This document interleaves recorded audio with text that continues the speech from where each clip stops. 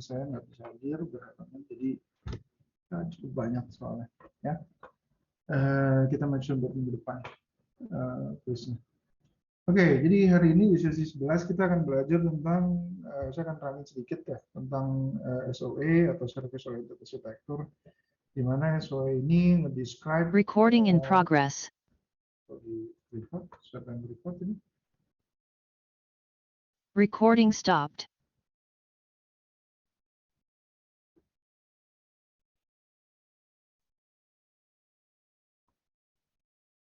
Yang bisa record kan? Ya, ayo. Oke, sorry.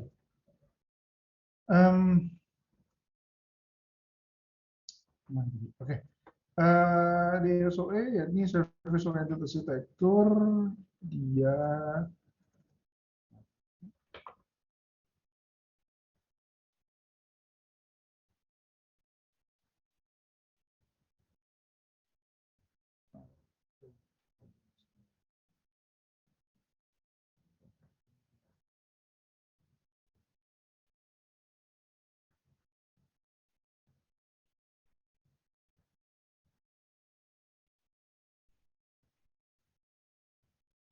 bentar ya.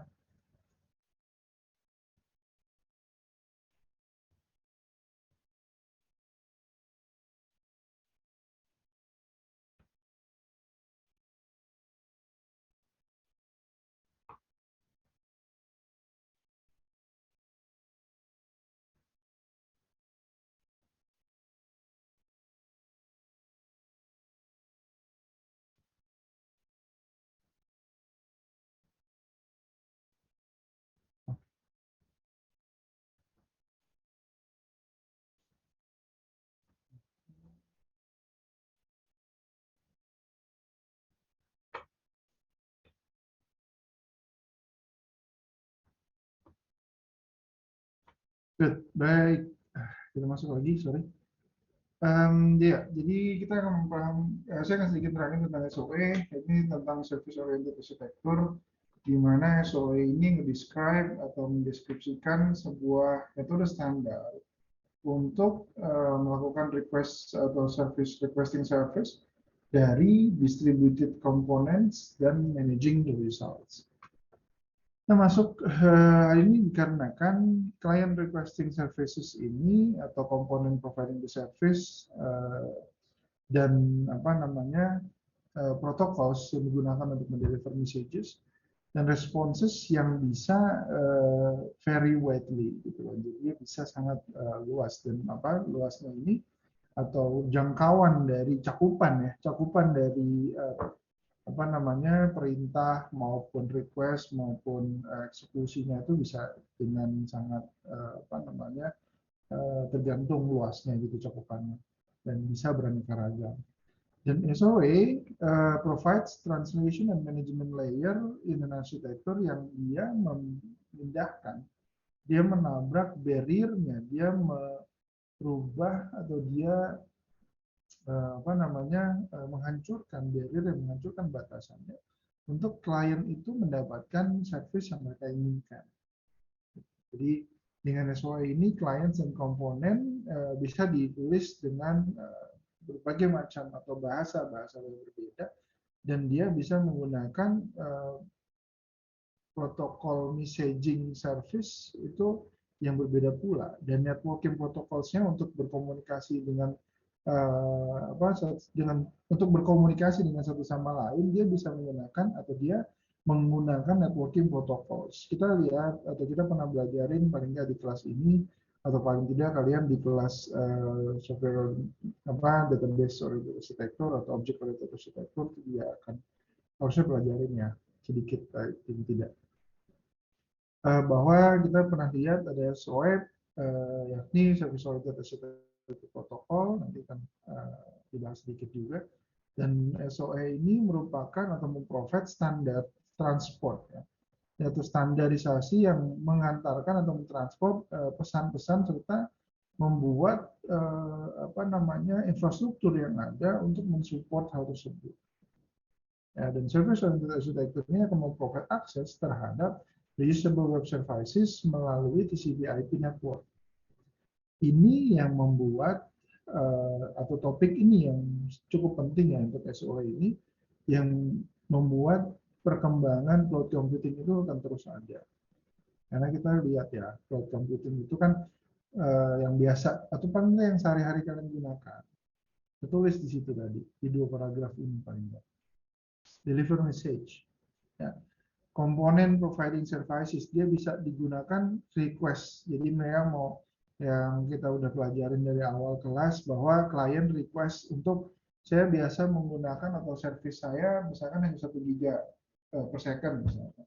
Tapi dengan adanya kebutuhan untuk big data, mengolah data itu tadi, kita butuh 2 sampai 4 giga per second misalkan. Dengan tanpa adanya arsitektur seperti ini, berorientasi service ya, ini nggak akan bisa. Ya udah, saya punya case-nya, saya punya arsitekturnya ya untuk 1 giga, nggak bisa diubah-ubah. Kamu hanya dapat 1 giga, that's it.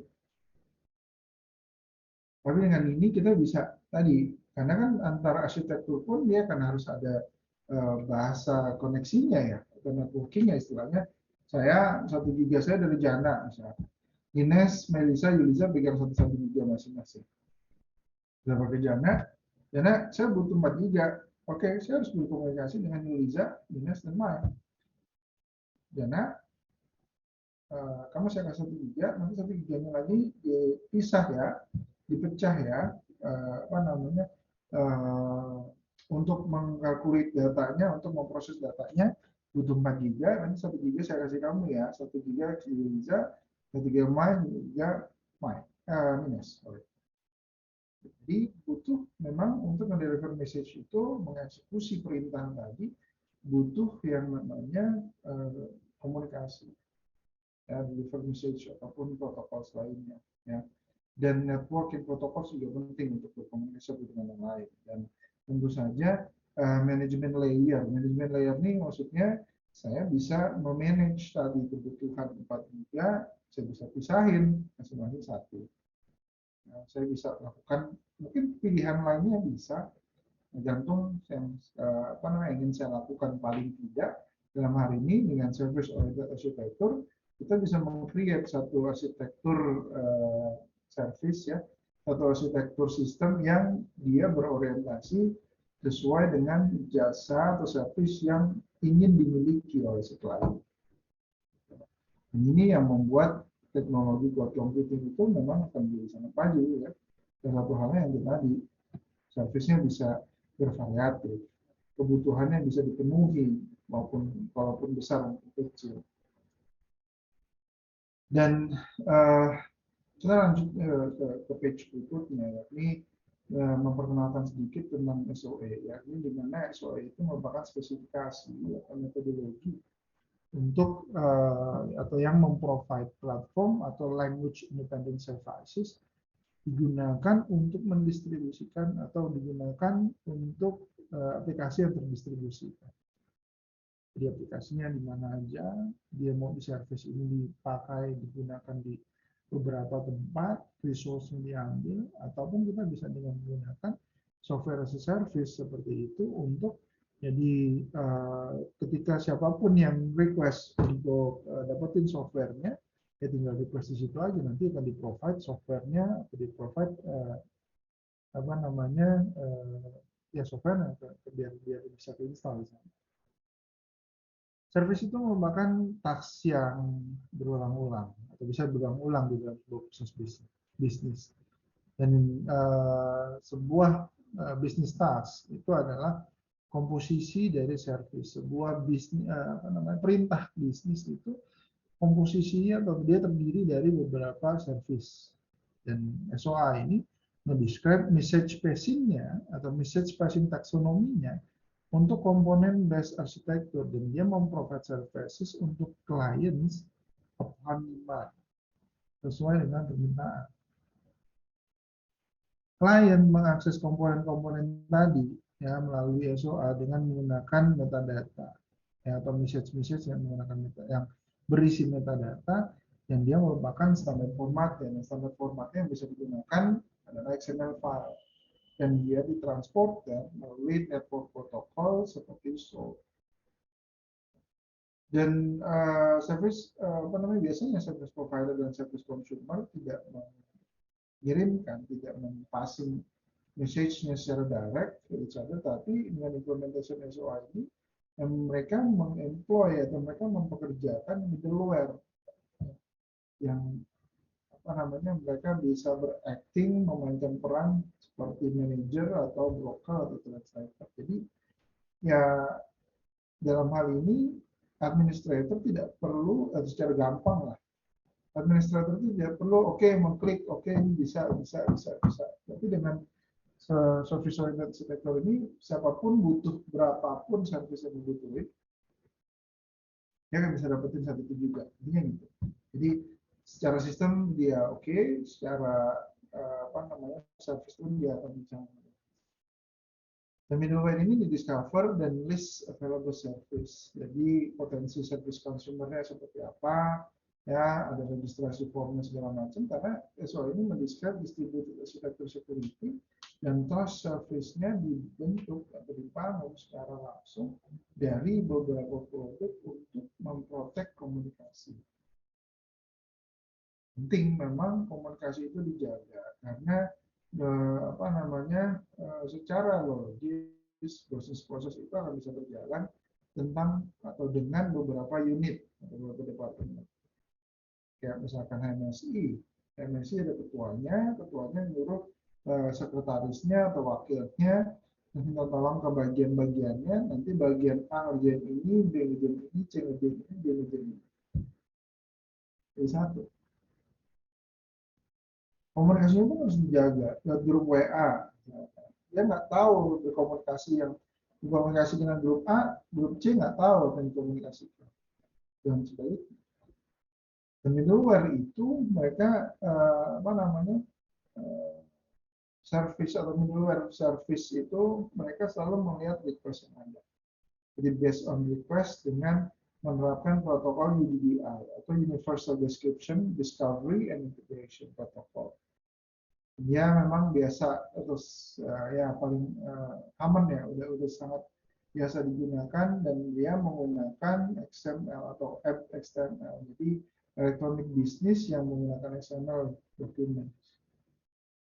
Dan di sini mereka arsitektur ini tidak berisi tentang links-links yang bisa di-execute, yang membutuhkan akses ke spesifik API. Jadi memang dibutuhkan general gitu. Kalau saya misalkan yang penting saya butuh 4 GB tadi untuk dijalankan karena saya cuma punya 1 GB.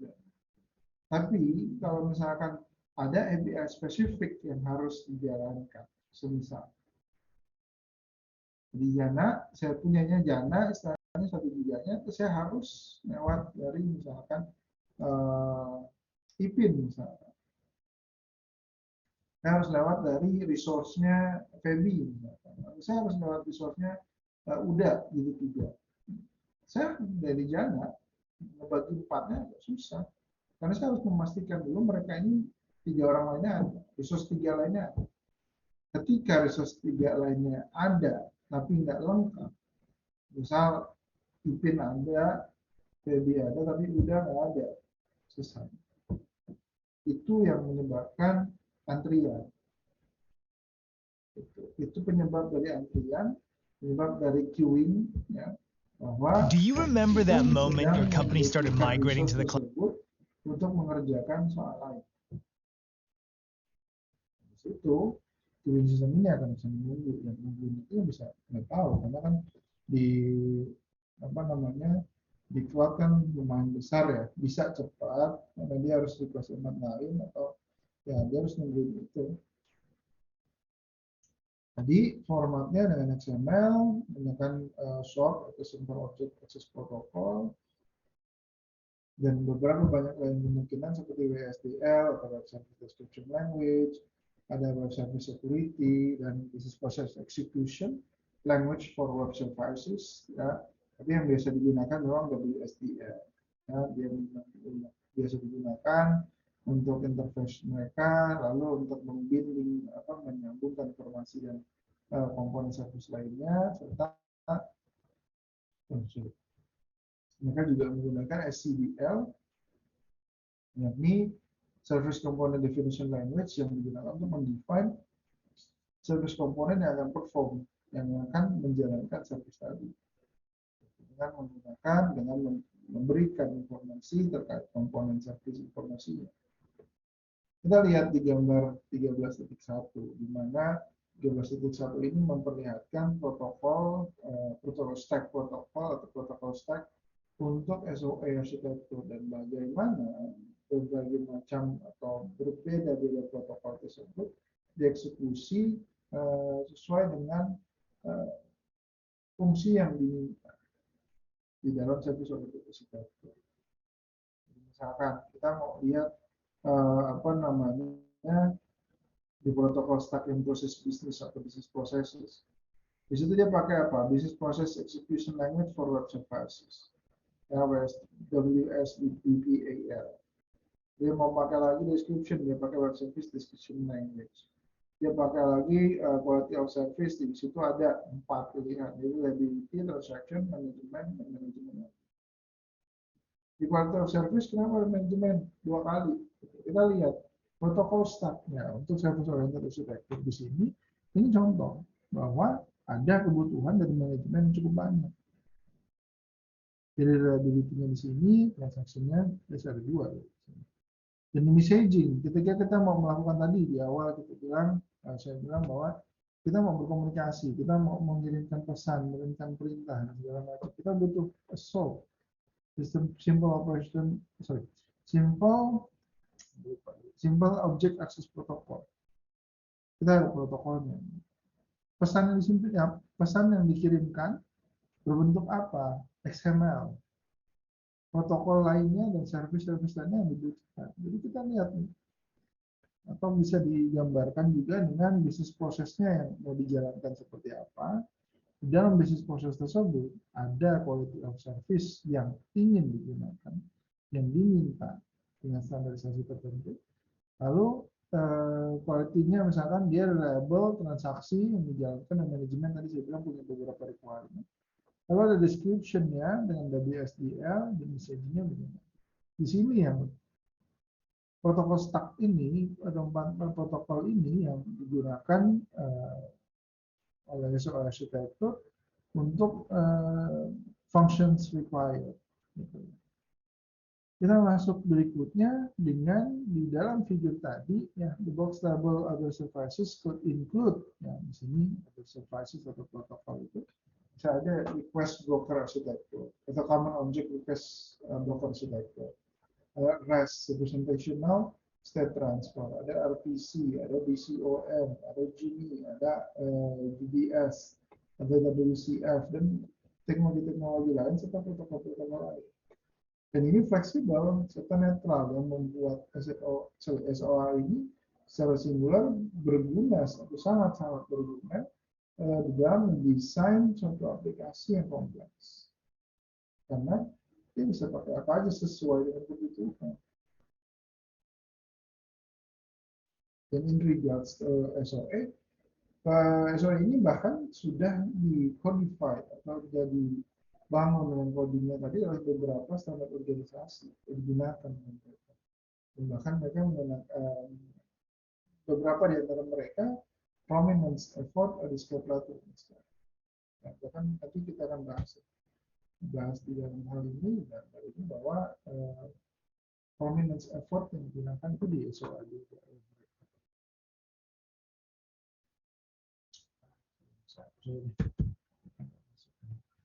Oke, komponen dari SOA itu dikode berdasarkan service logic yang masing-masing dan their dependencies. QoS itu memakai, atau QoS itu di-establish dan service itu di-instantiate. Dan di mana SCA model, data, dan messages itu bertukar dengan menggunakan service data object. Dan di sistem messaging, ya, di sistem messaging mereka menggunakan objek dan service, objek dan jasa yang terkadang merefer terhadap DAS atau Data Access Service.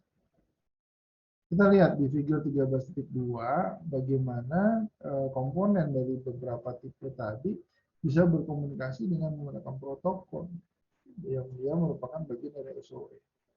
Kita lihat bahwa SOA, Service Oriented Architecture itu memperbolehkan komponen-komponen atau client abstraction yang berbeda-beda berkomunikasi dengan menggunakan protokol tadi. Kita lihat ada SOAP, ada REST, ada RFI, ya, ada Enterprise Service Bus, Service Provider. Ini kita lihat Java Component bisa berkomunikasi dengan siapapun.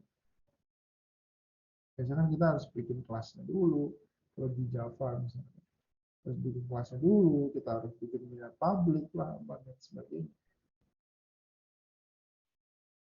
Secara kontras atau berlawanan bahwa compound business process yang menggunakan koreografi itu tidak memiliki koordinasi fungsi secara sentral. Di mana koreografi setiap web service itu merupakan bagian dari proses bisnis yang aware terhadap proses message atau pesan-pesan dari proses tersebut. Dan dengan yang klien butuhkan atau komponen yang dibutuhkan oleh klien, dia akan bisa berinteraksi. Koreografi itu merupakan kolaboratif effort, bukan di dalam seni atau apa ya. Tapi koreografi di sini nanti akan dijelaskan di dalam gambar bahwa dia kolaboratif effort di mana logic dari bisnis proses itu di-push out to the members. Didorongkan kepada members yang bertanggung jawab untuk mendeterminasikan operasi mana yang akan dieksekusi dan kapan itu harus dieksekusi. Struktur pesannya yang bisa disampaikan, timingnya, faktor-faktor lain. Dan kalau di gambar 13.3, kita akan bisa lihat bahwa dari orkestra, ya, kita akan lihat di gambar 13.3 itu ada namanya orkestra.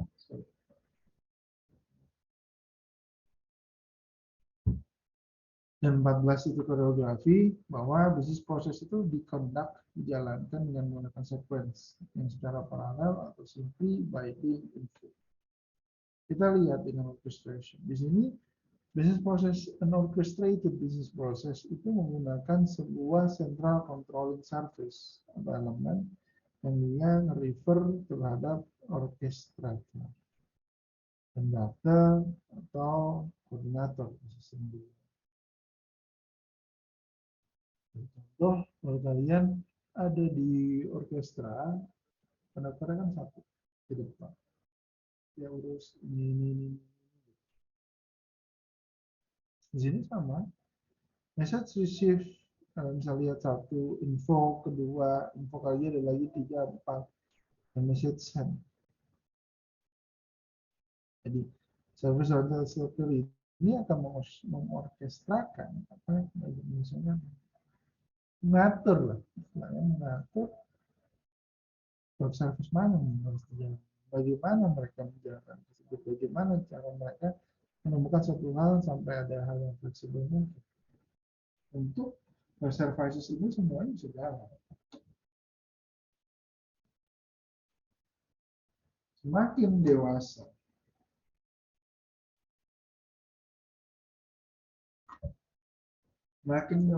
semakin baik sebuah service oriented architecture, mereka akan lebih senang dengan orchestration daripada koreografi untuk beberapa alasan. Dimana dengan orkestrasi itu ada single central service manager yang memanage, yang mengatur beberapa proses. Dan perubahan terhadap bisnis logic itu bisa dibuat di dalam satu lokasi. Seperti mau dibuat sini, dia akan ambil semua. Karena yang mengatur, mengorkestrasikan si tengahnya. Dan integrasi dari web service pun lebih mudah daripada koreografi. Karena service-service tadi tidak membutuhkan tidak tahu bahkan dengan bisnis proses tadi. Dan mensentralisasikan bisnis logic itu juga akan membuat ini lebih mudah di dalam kita handling error, ya, error handling mekanismenya, SOP untuk mengatasi errornya lebih mudah dan lebih tertata serta lebih mudah untuk di manage dan dianalisis. Kita lihat even kita lihat di sini di bagian gambar 13.4. Di sini kita lihat koreografi. Koreografi di sini kita lihat dia invoke-nya ke antar web service. Dia invoke-nya ke web service, dia melakukan ini berulang istilahnya, tapi kita nggak lihat apa namanya.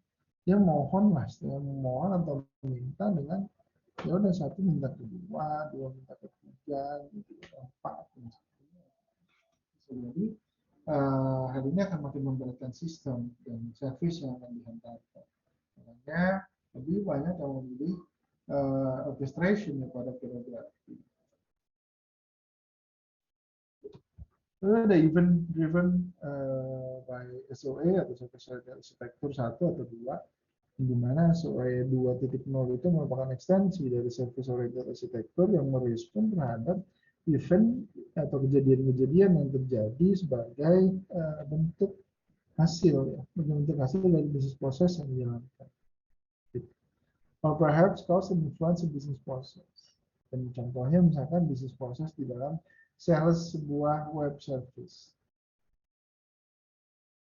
Dan beberapa web service tadi diproses, lalu di dalam bisnis tadi mereka merecognize rate mana, angka mana, ya di dalam sales itu yang ada, dan mereka akan bisa menemukan akan melakukan analisis agar hal-hal apa aja sih gitu, hal apa aja sih yang bisa mempengaruhi keputusan membeli, bisa mematuhi kebutuhan belanja dari si customer tadi. Tadi analisis yang menggunakan SOE ya, yang bisa dikatakan bahwa kita masuk dari sedikit di SOE 2.0 yang membolehkan low level event untuk men-trigger business process. Karena biasanya low level events, contohnya misalnya terjadi sesuatu, konser dan kalau pencet misalkan ya seperti demo dan sebagainya itu normal gitu kan. Tapi tidak bisa mengakibatkan setelah terjadi intervensi bignya itu gitu. Dan di sini dengan suatu poin ini dia diakomodir untuk itu.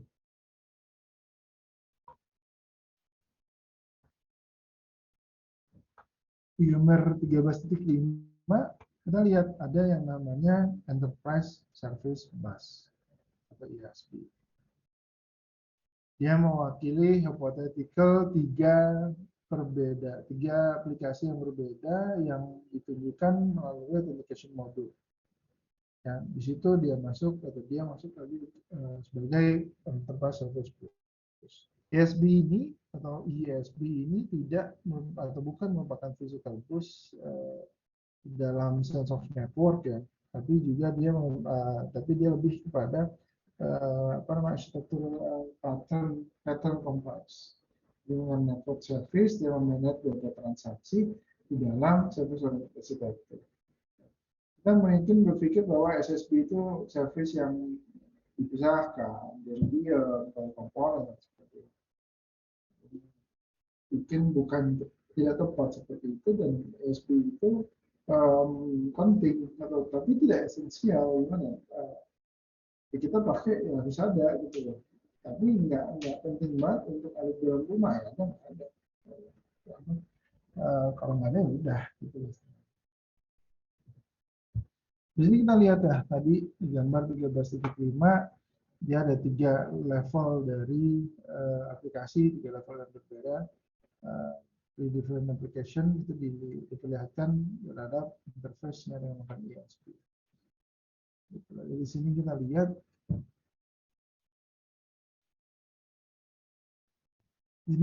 ya bahwa dengan si klien ini, klien bisa melakukan apapun gitu, dan penting selama ada di sini. Enterprise service busnya jagaan, lalu dan service busnya apa sih Pak? Gitu. Dia punya berbagai macam enterprise. Bukan dia enterprise kan dia memiliki berbagai macam unit payroll, production, database, dan content package serta authentication service dia akan terus berjalan. Kita dibutuhkan. Jadi Service bus ini terkadang dia bisa dipanggil satu-satu atau dia lebih gampangnya dia bisa dipanggil berbarengan. Jadi satu server atau satu firewall. Di Enterprise Service Bus atau ESB itu dia merupakan bagian dari network operating system, ya, yang bisa diimplementasikan dengan menggunakan web products. Dan ada beberapa typical feature yang ditemukan di dalam ESB, yakni monitoring service, proses manajemen service, ya, dia manage usage transaction, ada data repository, terus juga ada data repository, registry store business logic, and eight in governance of business processes, lalu data service, data abstraction, governance service, serta security service validate client. Jadi typical feature yang ada di dalam ESB itu memang cukup banyak. Ya, baik dan sering digunakan di dunia bisnis. Dan kita lihat lagi bahwa di gambar 13.6 ini kita lihat bahwa ada berbagai bagaimana service yang berbeda-beda tadi dalam SQL itu dia akan relate to one another.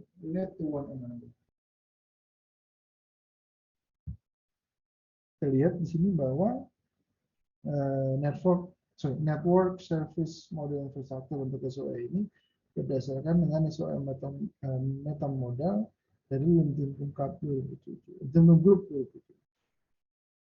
Lihat ya, bahwa ada data transaction yang dikeluarkan sama new services atau legacy application. Data service tadi dia di messaging juga, bagi legacy application dan internet security, internet service. Sampai proses registrasi hingga akhirnya monitoring dan event management. Di sini kita melihat bahwa service bus ini dia yang identik ya, misalnya udah masuk semua full dari jalan ke tujuan bareng truk besar.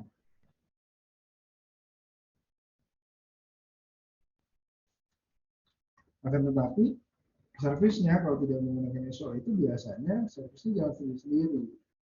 Nah, ini di mix dengan SOA tadi. Sehingga servis tadi balik ke awal, mereka akan bisa terakomodir dengan baik sesuai dengan kebutuhan request mereka.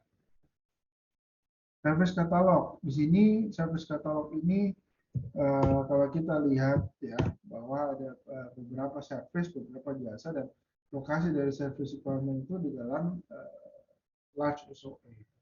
Di dalam service oriented arsitektur yang besar, di mana implementasinya akan melibatkan banyak sekali network system itu akan overview. Dan dari situ untuk lokasi service tadi SOA starter akan mengikut sertakan atau membuat satu service katalog atau katalog service.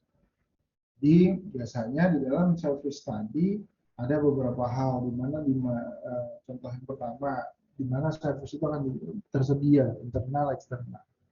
Nah, bagaimana cara menggunakan servisnya? Aplikasi mana yang akan related untuk penggunaan particular service?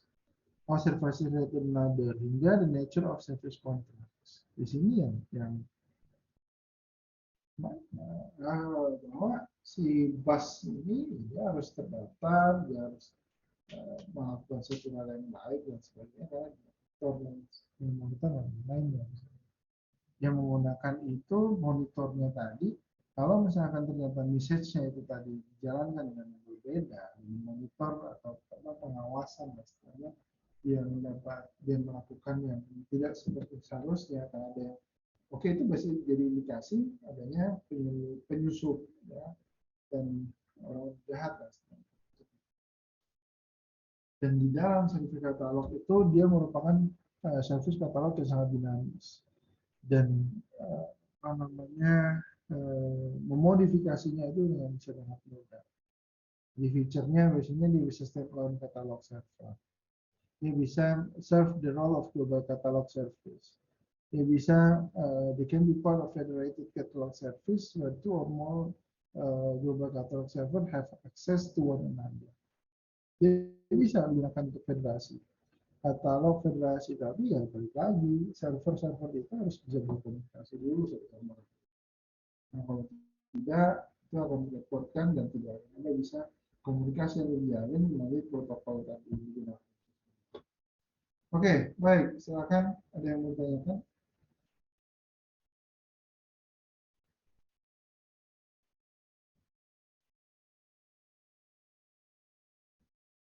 Bapak saya mau tanya. Ya. Kalau SOA ini ada hubungannya sama microservice gak ya Pak? Ada apa? Hubungannya sama microservice. Microservice yang di mana nih? Enggak, saya nanya ada hubungannya nggak sama microservice gitu ya Pak? Karena saya Iya, lihat kayak mirip gitu penjelasannya Pak. microservice yang arsitektur microservice kan maksudnya. Iya Pak. Ya, apa namanya? Ini lebih globalnya. Ini lebih globalnya. Nah, kalau mikro itu kan dia apa ya? Apa dia disebutnya dengan microservice itu layanan-layanannya itu lebih apa? Lebih kecil, lebih gimana ya? Kalau kita ngatur ini tentu lebih kepada yang lebih general dengan SOA itu, service oriented architecture itu. Ya. Tapi dengan arsitektur microservice itu dia lebih kepada yang kalau di ekonomi mungkin mikro makro gampangnya.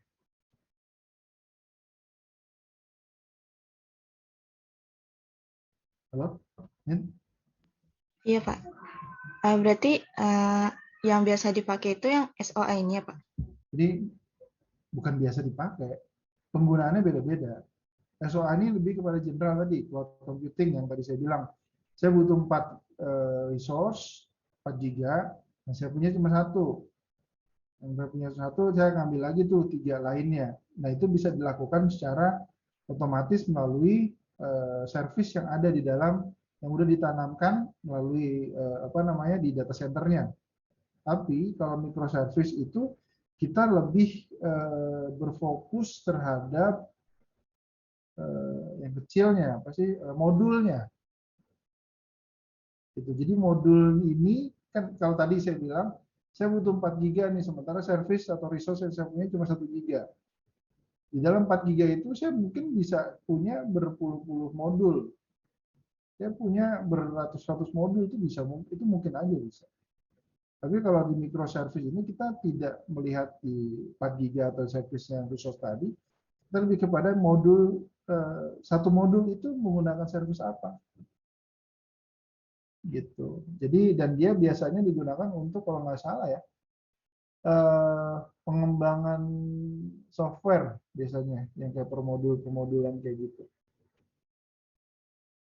Jadi bukan kalau SOA itu biasanya digunakan ke apa cloud computing tadi saya bilang karena ada beberapa service yang mereka lebih fleksibel dan lain sebagainya. Tapi kalau microservice tadi dia lebih kepada per modul ini bagaimana bedanya di cakupannya aja kok. Sebagian besar ya let's say 60-70% tadi kamu bilang mirip ya. Iya Pak, makasih Pak penjelasannya. Ya. Karena kalau ditambahkan lagi misalkan perintah yang di dalam 4 GB tadi ya misalkan saya mau pindahin file film misalkan atau saya punya big data yang isinya jutaan raw data terus saya mau itu tapi kan itu normal maksudnya paling eh, simple lah istilahnya dan per modulnya per bagiannya per tabel atau per database-nya itu bisa sama gitu pengerjaan. Tapi kalau microservice kita berfokus terhadap pengembangan software atau aplikasi-aplikasi yang biasanya dia lebih kompleks. Jadi ya harus benar-benar diatur per modul gitu. Oke. Ada lagi yang lain?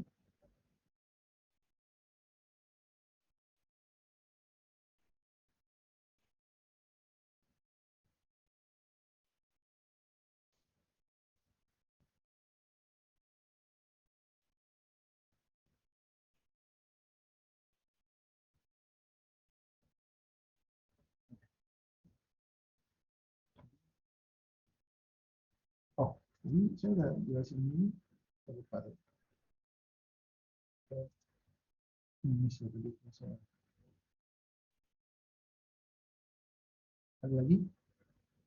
Oke, kalau nggak ada, kita masuk di sini ya. Kemarin yang Cloud Security Management Provider, kita panggil tiap grup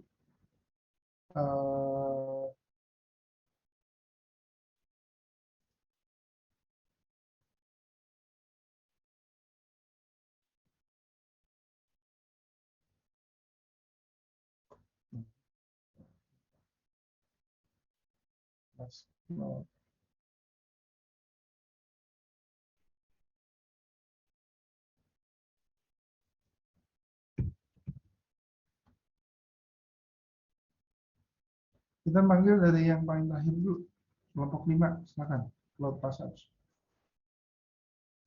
Oke, Pak. Oh, saya screen, Pak.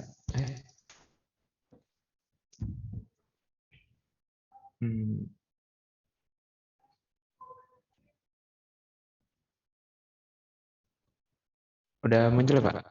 Nah. Sip. Jadi Assalamualaikum warahmatullahi wabarakatuh. Pak Menteri kelompok 5 ingin menjelaskan fitur yang ada di Cloud Passage. Halo. Jadi Cloud Passage ini sistem cloud security. Dia ini berhubungan dengan Fidelis Halo. Jadi kalau misal mau daftar ke Cloud Passage Halo-nya ini harus lewat sini, Pak. Lewat Fidelis Halo ini. Jadi pertama daftar dulu, daftar di Fidelis Halo-nya, username, email, name, phone number, company name, sama jumlah public cloud account-nya. Jadi nanti kalau udah daftar bisa langsung verifikasi email. Habis itu kalau udah verifikasi email nanti masuk ke halaman ini. Cuma harus masukin password dulu ya. Jadi ntar bikin password baru. Ntar kalau udah muncul halaman ini login. Kalau udah langsung enter.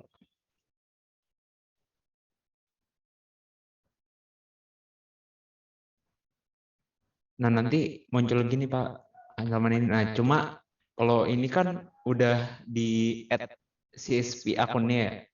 Jadi kalau sebelum awalnya ada pilihan new CSP account. Jadi ntar bikin CSP akunnya dulu. Nah nanti bisa connect ke cloud server cloudnya itu kayak contoh AWS, Azure gitu-gitu. Nah kalau kita ini kelompok 5 ini kita pakai AWS. Jadi nanti disuruh masukin kayak kode RNA-nya gitu dari AWS-nya. Nanti kalau udah daftar nanti muncul kayak gini. Nah di halaman ini tuh di overview nanti bakal muncul halaman kayak gini, ada aset-asetnya, ada jumlah CSP akunnya. Nah, sebenarnya kalau kayaknya sih bisa bikin banyak CSP akunnya, cuma pas habis bikin CSP akunnya ini nggak tahu juga kenapa nggak bisa ditambahin lagi, nggak bisa ditambah CSP akunnya. Lalu habis itu ada policy compliance summary-nya, lalu ada update isu yang terbaru sama top isunya. Next-nya nih ada halaman isunya. Jadi kalau di halaman isunya ini ada apa aja sih isu-isu yang ada di akun ini, di akun ini. Kalau kita ambil contohnya, nah contoh kayak gini. Jadi ada isu-isu yang kritikal atau juga yang nggak kritikal, ada yang nggak kritikal, ada juga yang nggak ada isunya. Jadi kalau misalnya kita ya, maksudnya gimana? Jadi untuk isunya itu ada yang kritikal, ada juga yang nggak kritikal, Pak. Kayak kalau kritikal tuh kayak tingkat isunya tinggi gitu.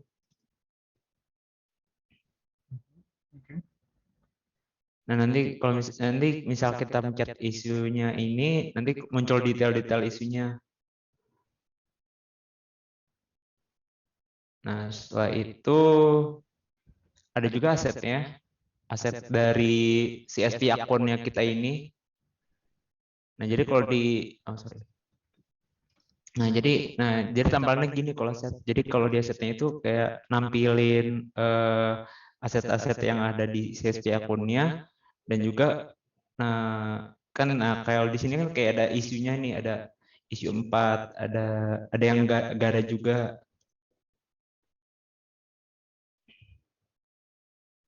Habis itu ada findingnya. Nah, kalau di findingnya ini tuh kayak temuan, kayak apa aja sih yang ditemuin dari aset ini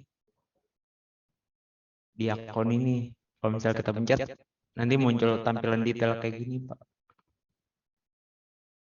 Ada rationalnya, ada audit, ada remediation. Terus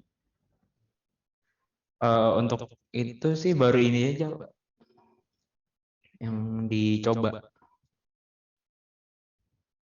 baru itu aja yang dicoba. Iya, Nyobanya berdasarkan apa ya? sorry. Nyobanya berdasarkan apa? Baca dokumen tertentu nggak? Iya, lihat di YouTube sih, Pak, kita. Lihat proses-proses yang di YouTube ya. Itu udah ngebahas semuanya? Sorry. Udah ngebahas semuanya? Iya sih. Cuma kalau kita nyobanya emang baru ini aja. Cloud software providernya ini kira-kira dari security-nya lagi yang lain ada yang dibahas lagi nggak? Misalkan tadi komunikasi protokolnya atau apanya gitu ada nggak? Kalau saya sih jujur kurang tahu, Pak. Yang coba tuh. Iya, emang baru ini aja. Kapan nyobainnya? Baru tadi malam. Sorry? Nyobainnya kapan? Baru tadi malam. Enggak juga sih, Pak. Enggak kemarin. Kapan? Ya Sabtu sih, Pak. Nyobain Sabtu. Sabtu. Oke, Pak. Thank you. Next, kelompok 1, Datadog. Thank you, Pak. Izin share screen, Pak.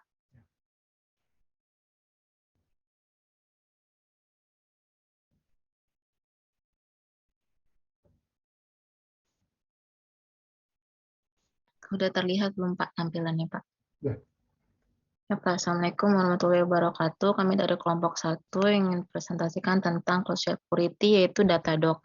Yang dimana Datadog ini merupakan sebuah cloud security yang open source, yang dia dapat menampilkan berbagai ada di sini fiturnya, ada dari dashboard, infrastrukturnya, dari infrastruktur map-nya. Di sini tuh ada host map, ada infrastruktur list, ada kontainer dan lain sebagainya. Lalu di sini sebelumnya itu kita pada di integration ini banyak, misalkan cloud security ini terhubung sama agent lain. Sebentar, Pak, agak nge-lag, Pak.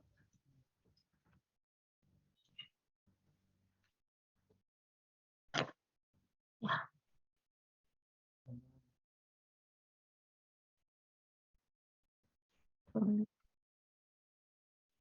Bentar, Pak. Ya, balik lagi.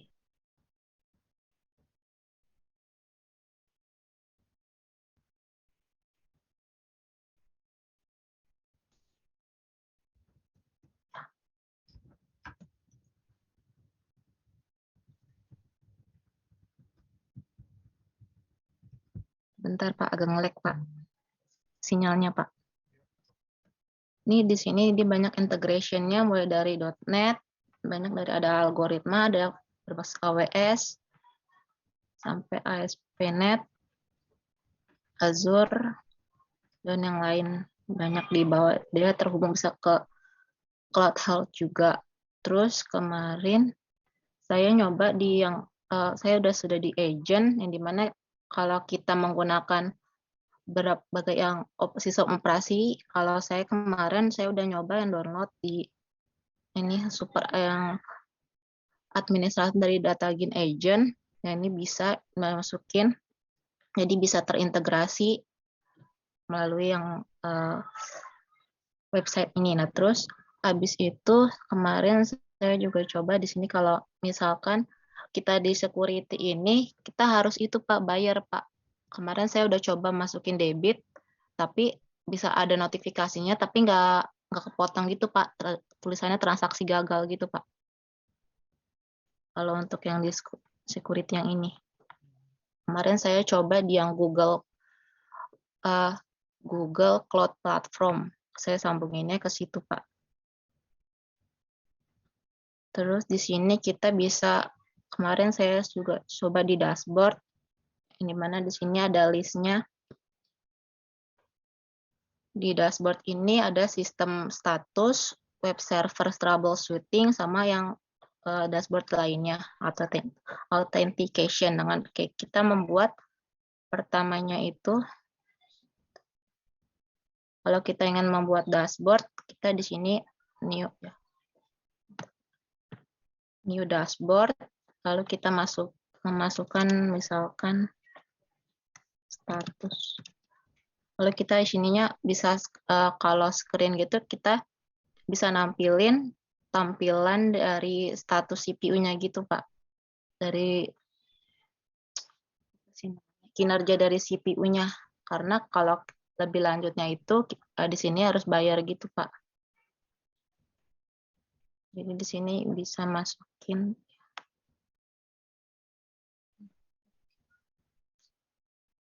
ini dari time sharing-nya.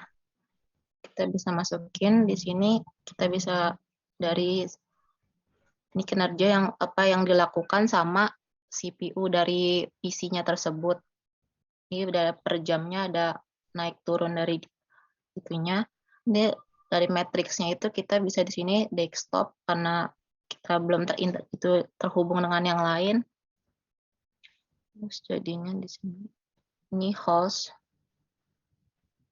Situ di save, nanti akan muncul tampilan kayak gini Pak. Jadi kayak kita tahu banyak kinerja dari yang CPU yang kita gunakan. Nah, terus habis itu kemarin saya juga coba di bagian monitor.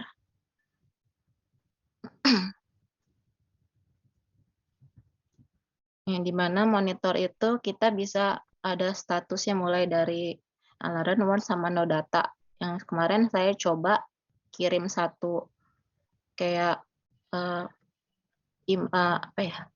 kayak satu perintah gitu, terus muncul di tampilan inbox-nya gitu ada per berapa jam itu ada itunya Pak, notifikasinya Pak, dikirim ke email yang dituju Pak. Contohnya ada? Ini Pak, sebentar Pak.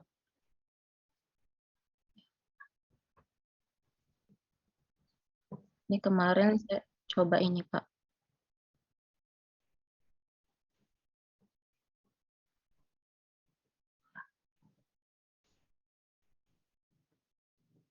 Ini Pak, jadi per berapa jam itu nanti ada notifikasinya gitu Pak. Kalau misalkan yang monitor tadi kita nggak matiin Pak, tapi kalau misalkan kita stop, nanti dia nggak ada notifikasinya lagi Pak, nggak ngirim ke email. Coba buka satu. Kenapa Pak? Buka satu emailnya coba. Isinya apa sih? Alerting apa sih? Oh, ini saya coba yang kirim message gitu Pak. Kirim Iya, message yang apa lihat? Coba di mana? Ya, oh ada di sini. Kemarin net ini Pak. Kayak gini tampilannya, nanti bisa kalau misalkan nanti bisa view data drop-nya lagi Pak. Kayak misalkan mau dicek lagi gitu Pak. enggak, tadi triggernya apa? Sampai dia bisa halo? Yes? Iya Pak. Oh, mati. Iya Pak, maaf Pak. Enggak, maksud saya gini, yang tadi dia kan ada trigger khusus nih untuk ngirimin email. Itu Iya, Pak. karena apa? Karena kamu kirim apa? Email sesuatu atau apa? Iya Pak, karena pertamanya kita ngirim email, terus di bagian hostnya itu kita ngirim email, nanti setelah itu beberapa jam kemudiannya itu dia tampilin kayak pergerakan CPU-nya gitu Pak. Kayak kinerja dari CPU-nya gitu Pak. Dikasih notifikasi kerja CPU-nya.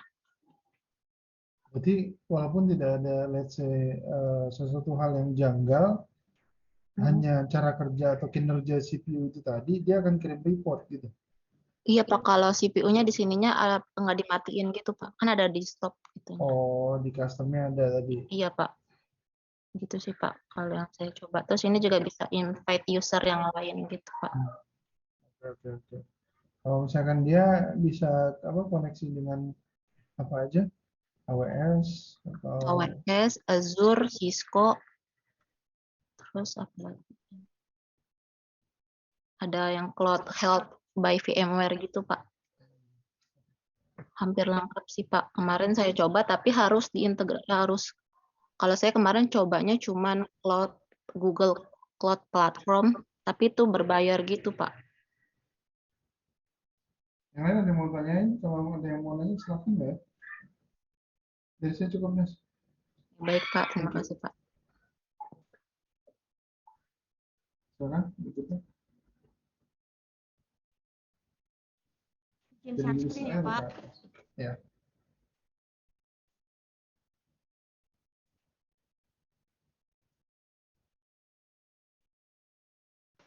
Sudah terlihat belum, Pak? Dah. Ah, eh, jadi kita itu ngambilnya Netscope, Pak. Tapi mohon maaf sebelumnya, jadi kita nggak bisa trial karena pas kita request demo itu, dia cuma ngasih link demonya aja. Jadi kita nggak bisa masuk ke sistem. Cuman kenapa kita tetap milih ini? Karena kita pikir dokumentasinya cukup lengkap. Jadi tanpa masuk pun sebenarnya kita udah tahu. Jadi pas pertama kali mau daftar ini, di sini kan ada BPP dan lain sebagainya. Kita Musik ya? Nggak jelas. Gimana? udah jelas nggak Pak saya? Halo? Belum. Iya. Pas kita request schedule demo itu nanti kita dapat emailnya tuh cuma link aja Pak. Jadi linknya itu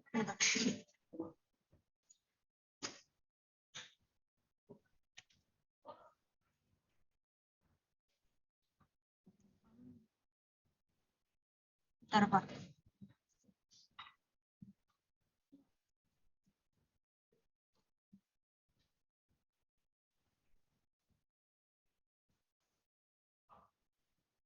Jadi linknya itu langsung dikasih link kayak gini.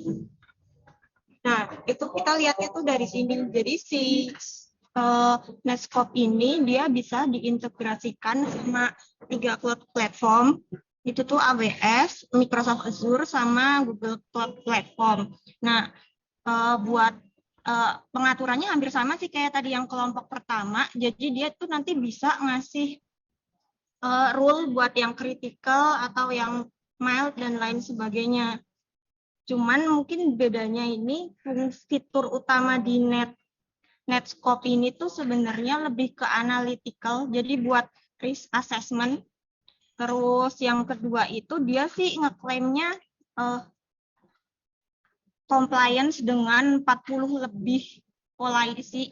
Jadi buat data loss prevention-nya itu dia ada banyak.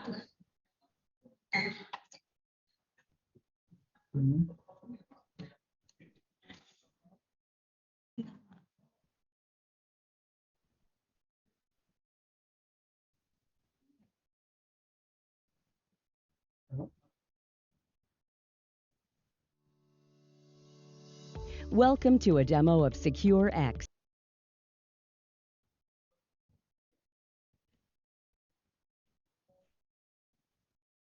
Nah, di sini tuh ada 40 policy dan dia tuh nge-cover banyak policy yang besar-besar kayak GDPR, terus HIPAA, PHI, PII, dan lain sebagainya. Untuk enkripsinya itu dia pakai AES 256 encryption. Terus lebih itu sih Pak, kalau kayak protection features terus dan lain sebagainya sebenarnya hampir sama mungkin sama kelompok-kelompok lain. Cuman dia katanya sih klaimnya yang utama tuh yang ini Pak.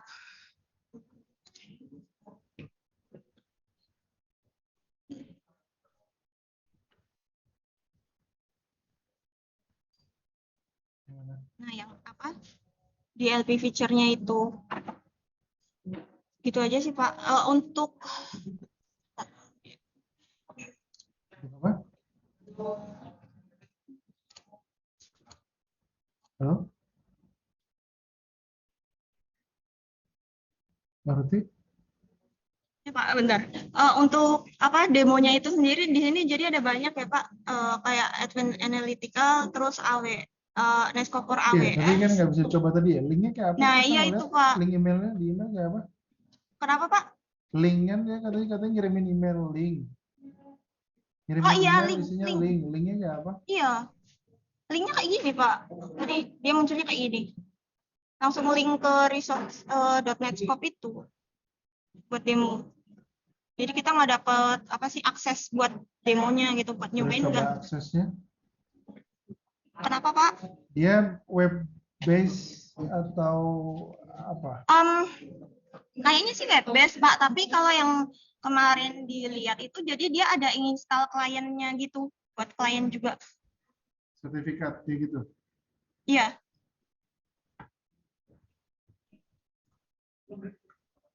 Terus ada lagi? Ya gitu aja sih, Pak, kayaknya. Oh, buat demonya ada banyak juga sih di sini. Tapi nggak kita cobain satu-satu emang. Oke. Ya, Thank you. sih, Pak. Next. Silakan. Karena setahu saya Netscope, makanya kemarin agak itu juga. Netscope tuh biasanya mereka demo tuh maksudnya kalian melihat mereka melakukan demo, seingat saya seperti itu. Seingat saya ya. Tadi dikasihnya sih link gitu sih, Pak. Sorry. Nanti mereka akan kasih schedule, kasih jadwal, seingat saya kayak gitu. Makanya kalau nggak salah tuh biasanya mereka nanya, ini dari company mana, karyawannya berapa. Baru nanti mereka akan ngaturin jadwal untuk ketemuan biasa gitu. Oke, next ya gimana?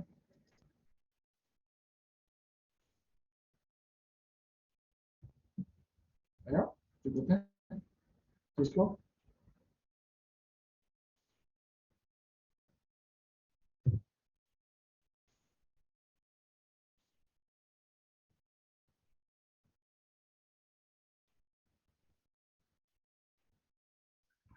Iya, Pak. Ya. Izin share screen, Pak.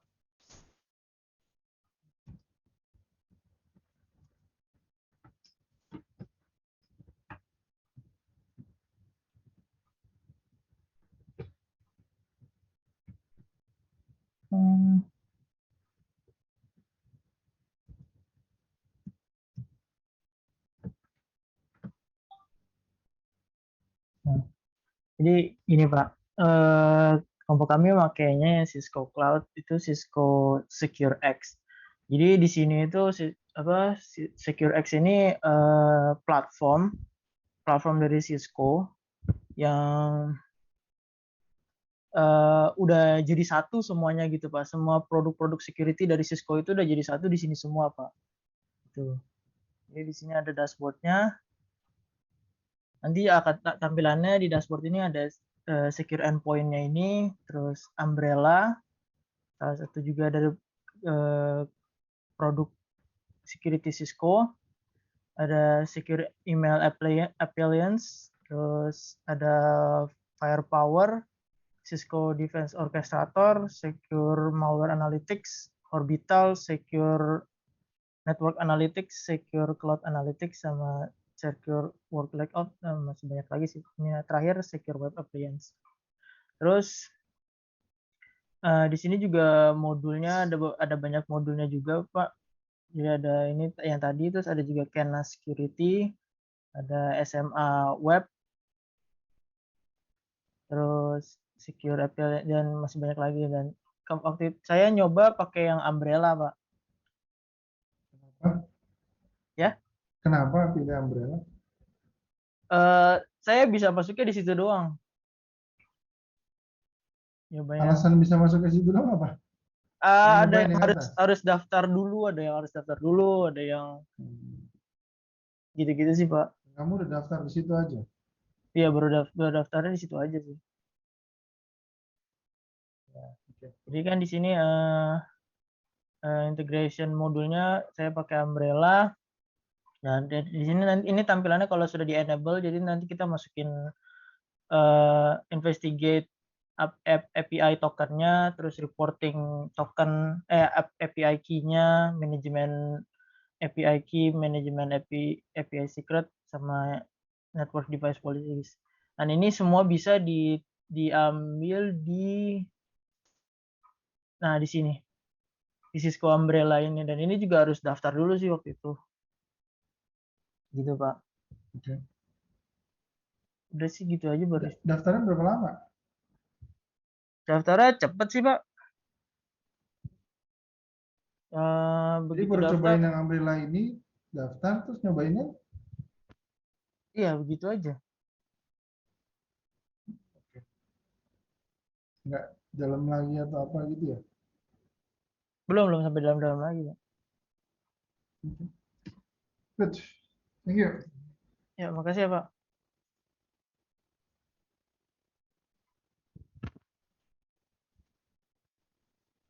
Intruder ya Pak, kelompok 6 ya. Iya, kan ada listnya dari bawah ke atas aja. Sebentar. Oke. Pada kesempatan ini saya dari kelompok 6 kami akan mempresentasikan tentang intruder, yang merupakan cloud-based vulnerability scanner, membantu menemukan kelemahan dalam sistem online, juga bisa mencakup eksternal, internal, scanning, cloud, web application, sama penetration testing. Ini juga bisa terhubung juga ke Jira. Jadi kalau misalnya ada isu yang yang ada di isu security yang ada, bisa langsung secara otomatis bikin task isu dari ini intruder. Untuk demonya pertama target. Nah, jadi kan tadi ada bisa eksternal, bisa cloud, bisa juga internal. Nah, untuk eksternal ini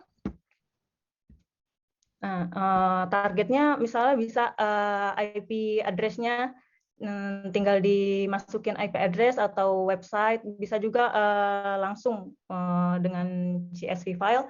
Juga ada tag juga untuk mengelompokkan target berdasarkan segmentasi sama manajemennya. Seperti itu. Kemudian misalnya udah selesai target, kemudian di sini ada cloud. Nah, cloud ini ada 3, Azure, AWS, sama Google Cloud. Jadi misalnya kalau AWS bisa dikonekin juga nih access key-nya yang dari AWS. Ntar ambil dari konsolnya akun AWS perusahaan itu. Kemudian di sini juga ada isu. Nah, isunya juga dikelompokkan sih dari critical sampai low, seperti itu. Nah, kan pertama setelah bikin target harusnya scan, tapi nggak bisa scan karena ya harus berbayar, seperti itu. Kemudian ada lagi report. Di sini juga ada network. Oh ya, tadi target juga di sini ada internal target. Jadi bisa scan internal, misalnya laptop karyawan atau misalnya server di balik firewall-nya kita, device name-nya apa, tinggal dimasukin. Bisa tidak hanya cloud aja ya, bisa semuanya gitu. Iya, bisa dari misalnya bisa dari internal, misalnya internalnya itu yaitu device seperti itu. Kemudian bisa website, misalnya web application juga bisa.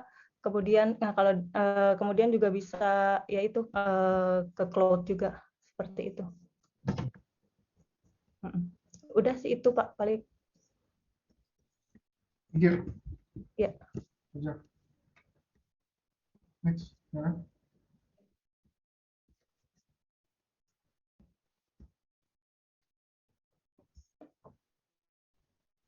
Adel minta bantu share screen, tolong share screenin. Sebentar.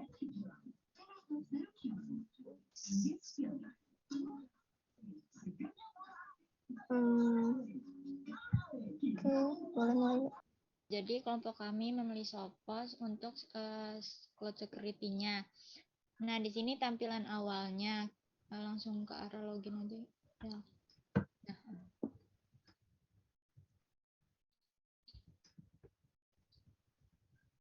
Nah, di sini kalau login kita ngisi first name, last name, email.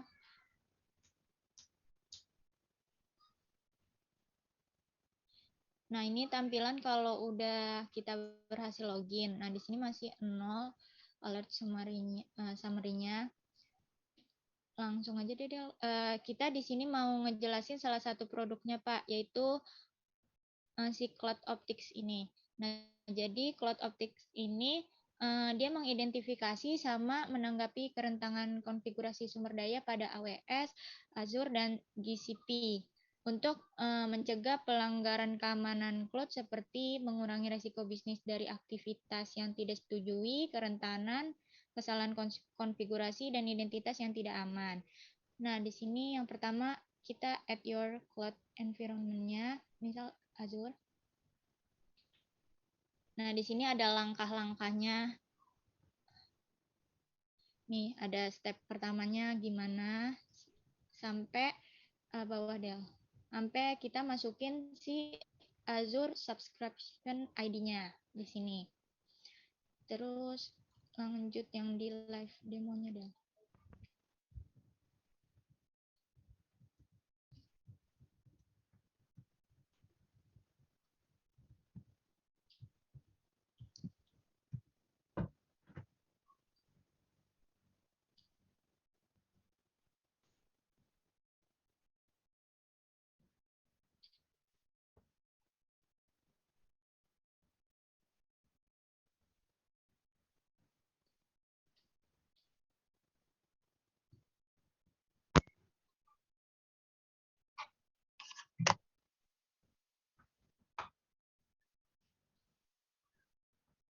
Instant demo.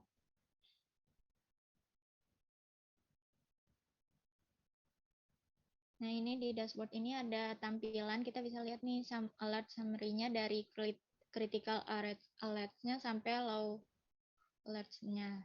Kemudian di sini di summary alerts ini kita diberitahu kayak apakah ada yang perlu diperbaiki atau sebagainya untuk menangani alert tersebut. Nah, di kanan ini ada compliance.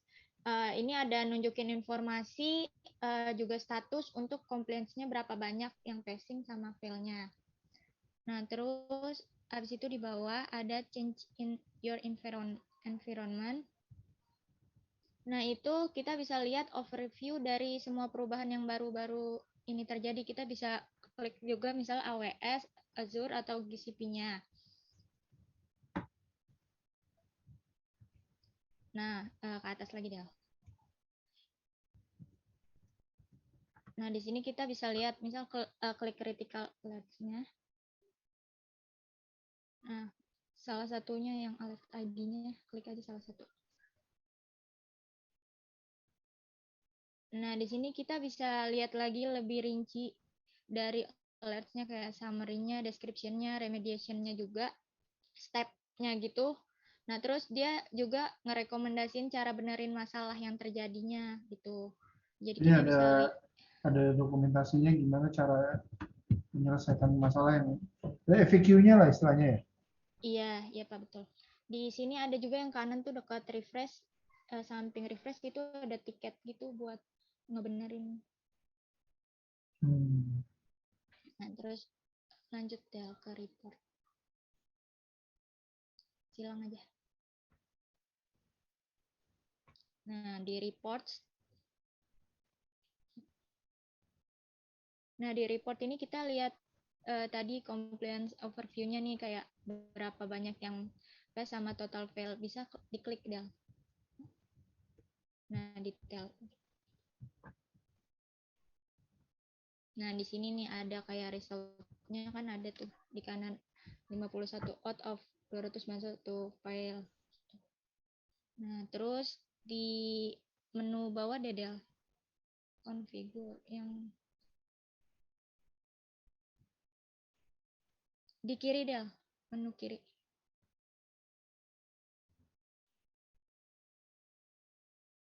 Ini nih Del, menu ini kan ada discover yang bawah gitu, yang report bawahnya, bawah di polish, configure, bawah. Nah, Policies uh-uh. dan polish. Nah, di sini juga Optic Cloud nyediain kebijakan yang bisa ngebantu kita. Di sini juga bisa sesuaiin, kita bisa ngeaktifin atau nonaktifin sesuai environment kita. Terus di sini kita juga bisa custom polish-nya yang ada di sebelah kanan, di atas Del. Nih, kita bisa custom nih, samping out of the box ada custom. Nah, di sini kita bisa custom. Kemudian di visualize ada network visualization. Ini Del, atas. Ini network visualization. Nah, di sini ada topologi yang ngebuat real time maps dari environment yang terhubung.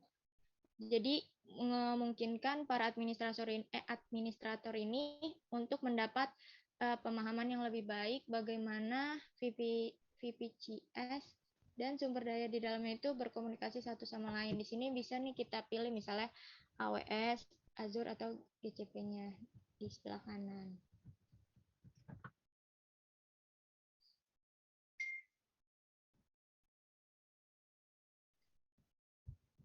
Terus di IAM visualization Del, di selanjutnya.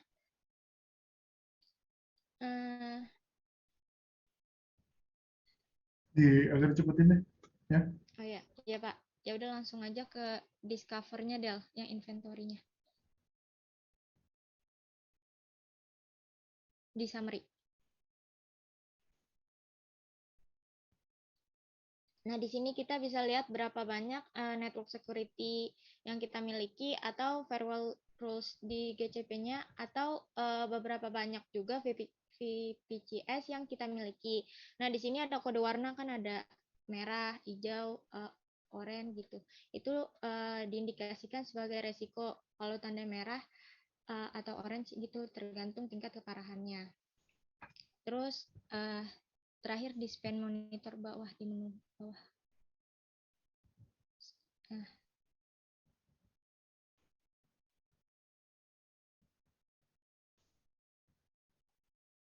di sini customer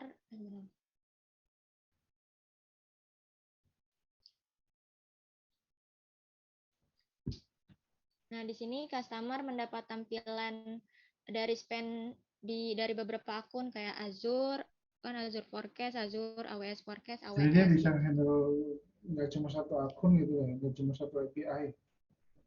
Jadi iya, bisa Pak. lebih banyak API yang dimasukin di situ. Iya, betul. Nah, kita bisa lihat nih, misal di bulan Mei kan dia ngabisin berapa ribu dolar gitu. Udah, Pak. Sampai ada historinya beberapa bulan terakhir. Iya, ini ada story di bawah. Good. Thank you, Philip. Oke, Pak.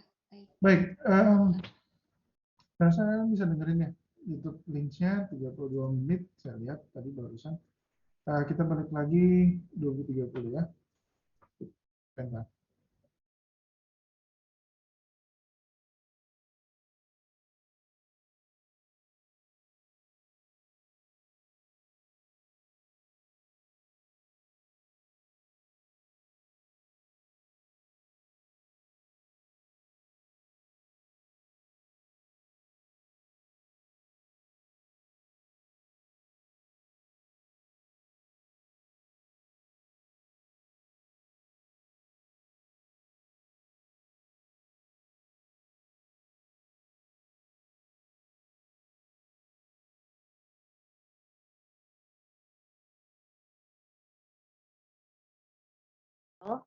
Yang kedua, Feby Afifah Azahra. Yang ketiga, saya sendiri yaitu Nines Egarastu Alpeina. Dan yang keempat, terdapat Rafif Nova. Pada kesempatan kali ini, kami akan mempresentasikan dari 2 jurnal, yang dimana jurnal pertama bertemakan tentang Smart Parking System using MQTT Communication Protocol and IBM Cloud. Lalu jurnal kedua yaitu A Blockchain Framework to Secure Personal Hard Record atau PHR in IBM Cloud-based Data Lake. Pada jurnal pertama yang berisikan Smart Parking System using MQTT Communication Protocol and IBM Cloud. Pada overview dari Smart Parking System using MQTT Communication Protocol and IBM Cloud. Yang dimana di dunia saat ini sebagian besar orang-orang menggunakan mobil sebagai alat transportasi. Lalu dengan seiring bertambahnya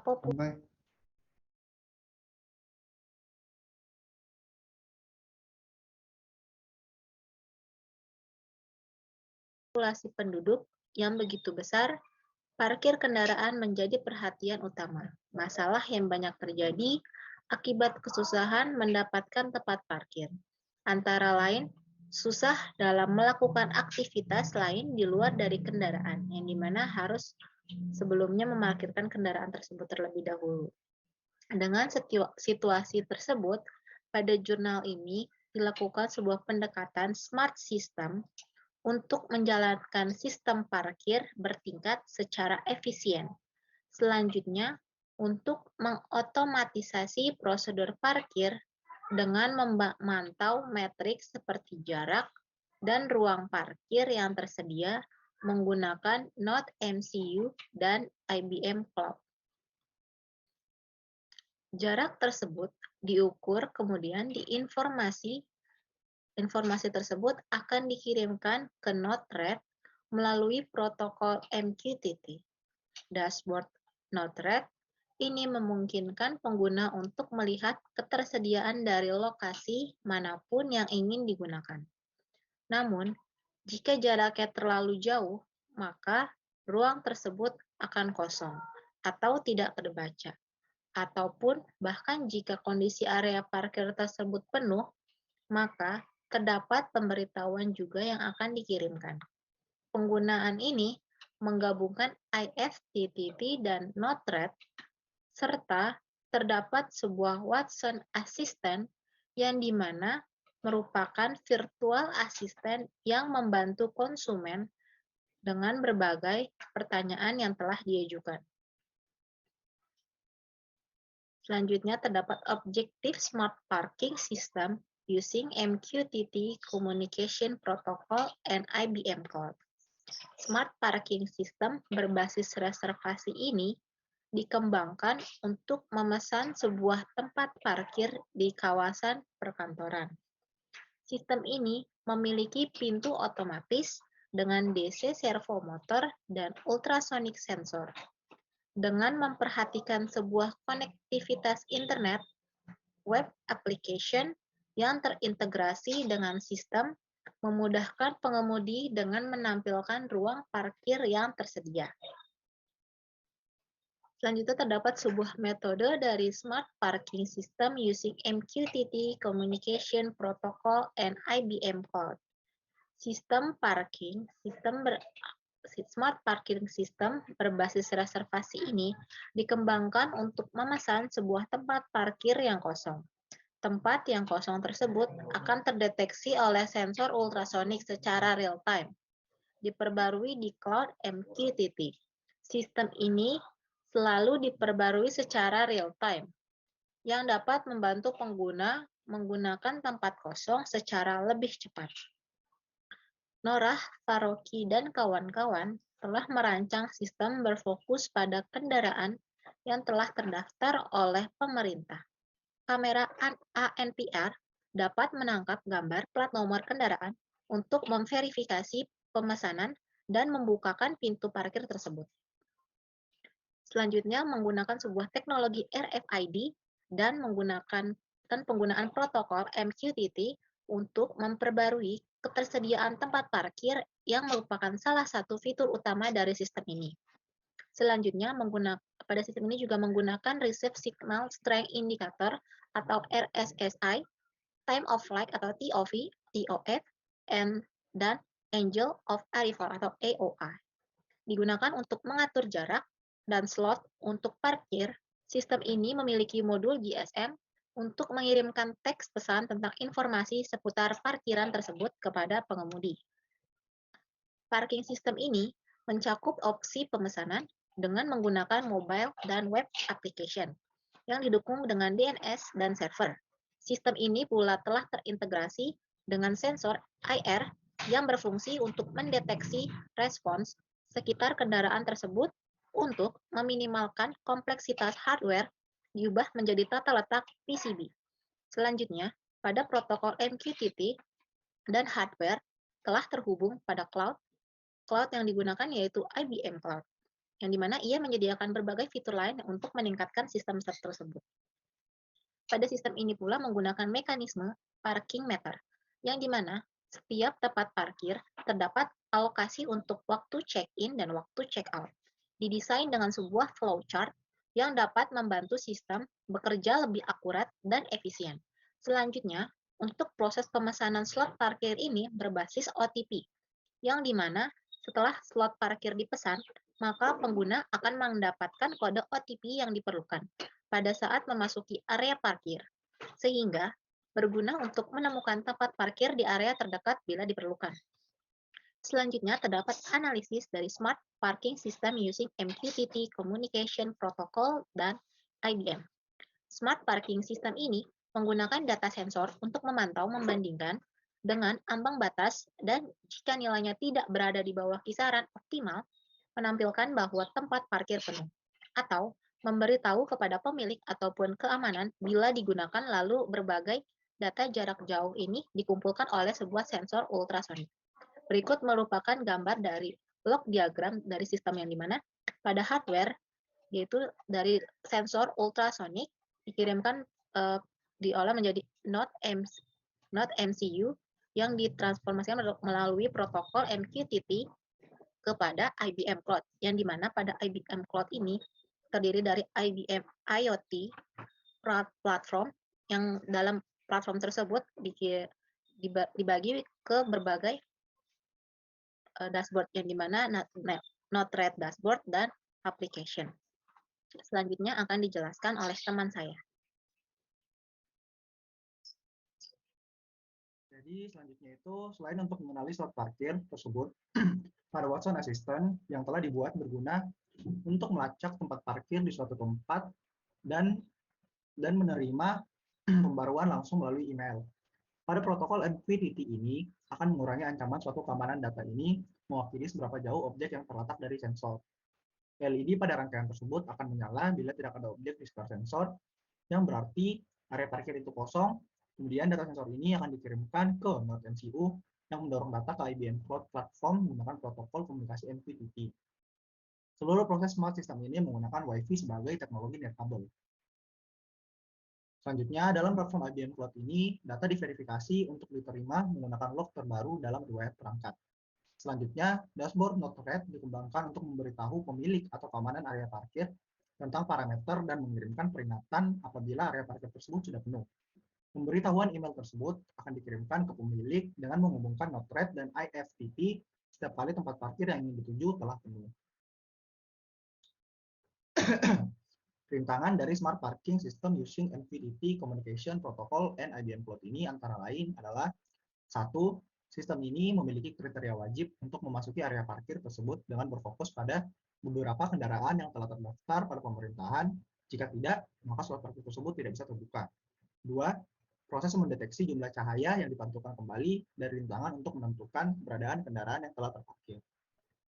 Selanjutnya yaitu cara implementasi Smart Parking ini. Smart Parking System ini diimplementasikan menggunakan Node MCU dan dilihat dengan menggunakan dashboard Node-RED dan mobile application pada slot parkir tersebut menggunakan sensor ultrasonik. Untuk mendeteksi keberadaan mobil, data-data tersebut dikumpulkan dari sensor dengan menggunakan Arduino ID, yang kemudian data akan dikirimkan ke IBM IoT platform menggunakan protokol MQTT. Data tersebut lalu diperoleh secara real-time dan diproses pada platform IBM ini. Selanjutnya, IBM Cloud ini digunakan sebagai platform karena dashboard Node-RED, Watson Assistant, dan semua aplikasi dikelola di dalamnya menggunakan akses gratis yang disediakan oleh IBM Cloud. Setelah itu, akan ditransfer ke Node-RED menggunakan IBM IoT Node Alur tersebut dibuat untuk memproses data dan menampilkannya pada dashboard Node-RED. Dashboard Node-RED ini dikembangkan untuk memberitahu pemilik atau komandan area parkir tentang parameter dan mengirimkan peringatan jika area parkir tersebut telah penuh, serta pemberitahuan itu akan dikirimkan melalui email. Berikut merupakan diagram alur kerja dari proses smart parking sistem ini. Jadi bisa kita lihat dari workflow diagram pada gambar di samping ini. Jadi alur kerjanya itu pertama dia mengkolek data dari sensor MQTT ini lalu dikirimkan ke cloud platform IBM ini. Nah, terus REST API-nya ini yang bakal mengirimkan value Node-RED untuk menciptakan display dalam dashboard Node-RED dan untuk menciptakan display dalam mobile app. Berikut merupakan pengaturan bahwa sensor ultrasonik dan LED terhubung ke microcontroller Node MCU. LED tersebut dapat menyala bila tidak ada halangan untuk transisi gelombang ultrasonik yang dipancarkan oleh sensor yang dimana menunjukkan bahwa terdapat slot parkir yang tersedia. Bisa kita lihat dari gambar di samping ini, ini merupakan hardware setup dari implementasi smart parking sistem ini. Jadi bisa kita lihat pada LED ini berwarna hijau, yang dimana ini menunjukkan bahwa slot parkir di zona parkir tersebut masih tersedia. Dan sebaliknya juga, jika hardware setup ini LED-nya tidak menyala, itu berarti zona parkir atau lahan parkir yang berada di tempat itu lagi penuh atau tidak ada yang kosong. Nah, selanjutnya ini merupakan contoh dashboard dari IBM Cloud Platform tersendiri, platform ini sendiri. Nah, ini masih berkaitan dengan page halaman 18 ini. Jadi dashboard ini, data-data yang tersebut ini dikumpulkan dari sensor dari sistem yang menggunakan MQTT communication ini. Lalu sensor tersebut mengirimkan data ini ke IBM Cloud Platform tersendiri ini. Nah, terus dari data-data itu IBM Cloud Platform ini lalu membuat peristiwa-peristiwa terbaru ke dashboard recent event IBM Cloud Platform ini. Yang bisa kita lihat, ini adalah peristiwa-peristiwa atau event-event yang terbaru dari implementasi sistem using MQTT Communication Protocol and IBM Cloud ini. Sedangkan ketiga gambar ini dari figur 7 ini merupakan Node-RED dashboard yang menggunakan pengukuran dan web UI notification. Sedangkan figur 8 ini merupakan display dari chatbot. Dan figur 9 ini sendiri adalah Node-RED web UI forum feedback. Sistem yang telah diimplementasikan, selanjutnya ada Result Smart Parking System using MQTT Communication Protocol and IBM Cloud. Sistem yang telah diimplementasikan dan akan menghasilkan sebagai berikut. Dashboard Node-RED memiliki fitur untuk menyesuaikan dan mengembangkan UI. Prototype terdiri dari notification node yang digunakan untuk menampilkan pop-up di dashboard Node-RED. Ini akan menampilkan pemberitahuan parkir sepenuhnya diakomodasi setiap kali tempat parkir yang tidak memiliki tempat kosong. Dashboard menyediakan opsi bagi pengguna untuk menanyakan dengan chatbot untuk menyelesaikan pertanyaan yang ingin mereka tanyakan. Feedback diambil dari pengguna untuk mengoptimalkan sistem UI karena area parkir sudah terisi penuh, maka ia akan mengirimkan surat peringatan untuk memberitahu penanggung jawab parkir untuk menyelesaikan masalah tersebut. Android application yang terintegrasi dengan sistem menyediakan 3 opsi kepada user untuk meningkatkan experience mereka lalu chatbot dapat mengarahkan pengguna Watson Assistant sebagai tempat untuk menjawab semua pertanyaan.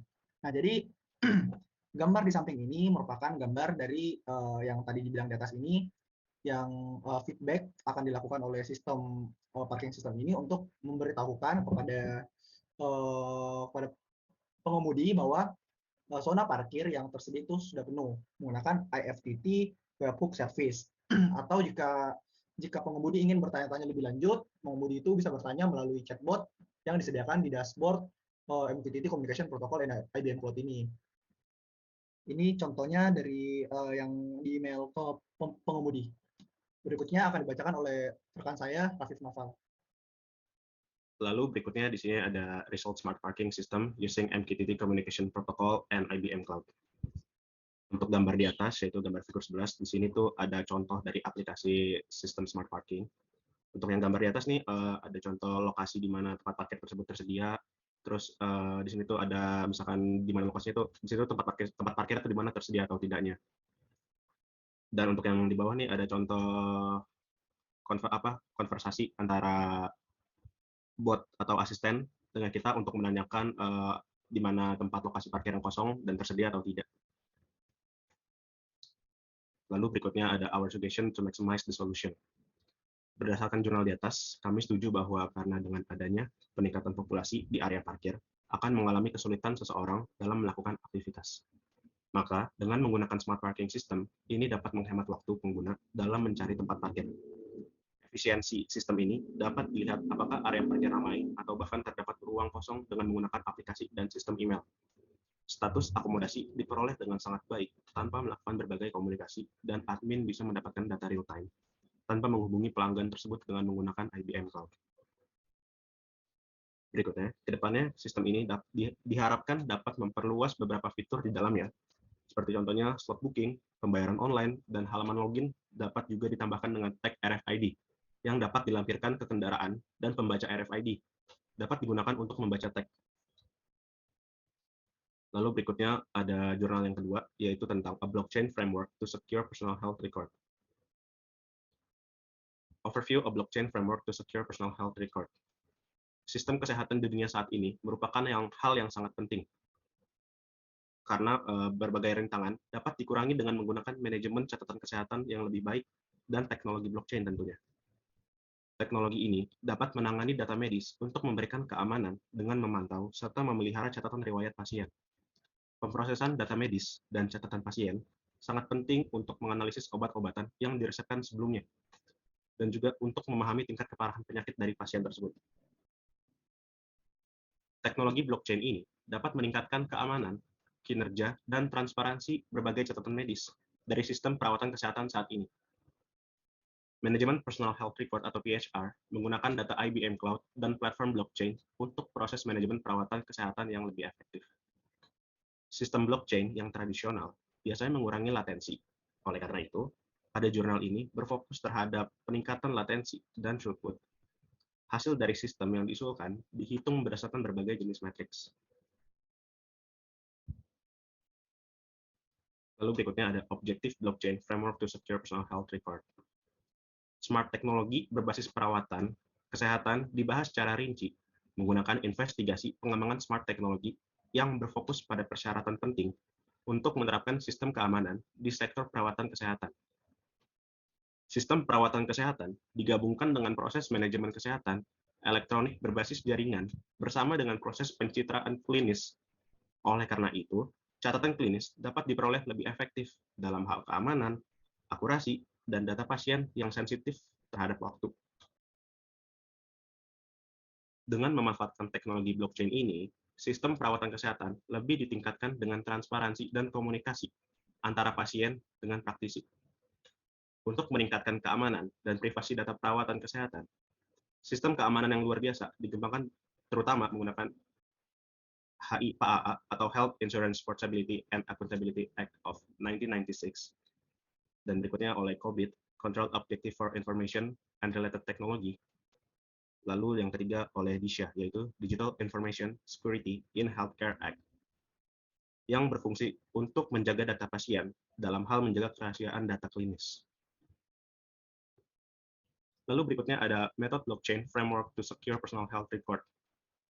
Blockchain ini merupakan sebuah teknologi revolusioner yang memiliki potensi untuk membantu mempercepat operasi manajemen data pasien dengan memungkinkan efisiensi komputasi yang tak tertandingi, dan juga untuk menegakkan kepercayaan